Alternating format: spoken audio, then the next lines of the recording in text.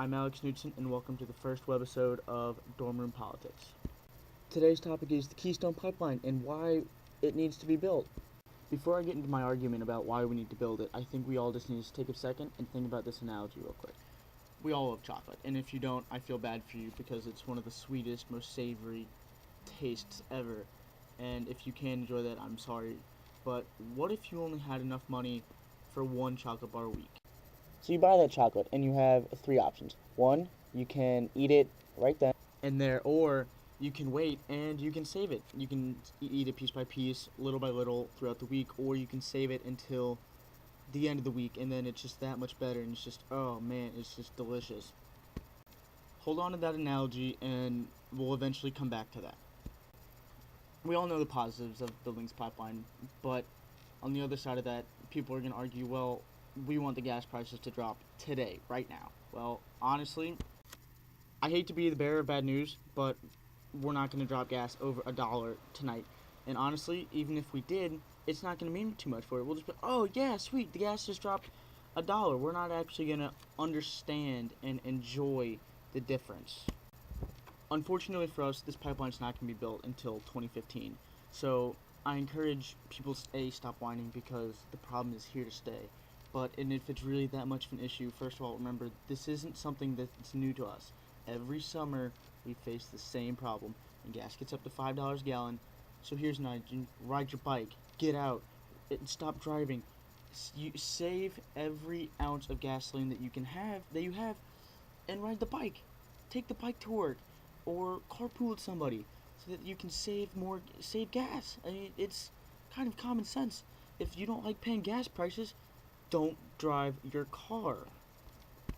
And I mean, I honestly can't just sit here and say don't drive, because at some point in time, we all do have to drive. And honestly, I do die a little bit every time I have to. I fill up, but honestly, this isn't that hard. Just change your lifestyle, and then once this pipeline is built, whether it's 2015 or 2016, we will enjoy the price drop so much more than if it dropped overnight. The next issue, and possibly the most important issue, or the issue that has most people up in arms, is the environment. And people like friendsoftheearth.org are saying that this is the dirtiest and unsafe way to transport crude oil down to the United States. Their claim is that this pipeline is transporting all of these crude materials, and it's bringing all these dirty oil sands from Canada to the United States, and then if there is a leak, it could spread, and it could affect populations, and it could really hurt the environment. So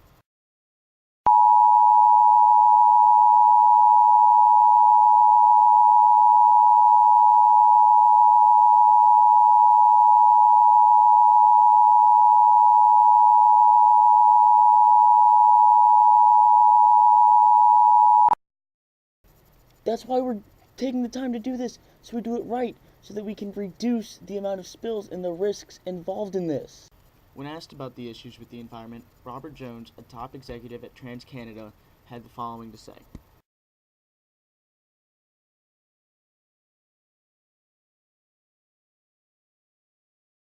When asked about the safety and integrity of this pipeline, TransCanada.com said, "This pipe is the safest in the world. It's monitored 24/7 and 365 days a year." And not to mention the 24/7 protection, but it's also made out of steel, which is the safest, most efficient, and most economically friendly way to transport crude oil. With them monitoring it 24/7, 365 days a year, if there is a leak, even if it's a small one, they can put an end to it and stop and shut down the pipeline as quickly as they realize it. So they have the prevention, they have the emergency response team in case something like that does happen. The final issue I'm going to discuss today is how is this going to affect the economy?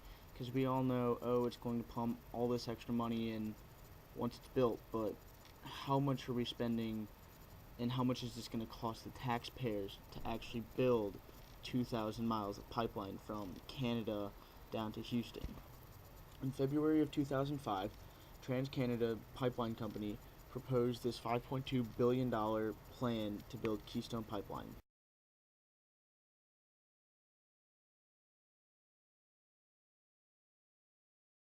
Yes, we are spending $5.2 billion to build this pipeline, but on the other hand, it's pumping in $6.5 billion to all the states that it's going through. It's okay. I realize that we are spending $5.2 billion, but it's pumping back in $6.5 billion. So I'll take the $1.3 billion back into the pockets of the American people. In closing, I just want to reiterate that yes, this is going to take a lot of time, a lot of energy, and a lot of money.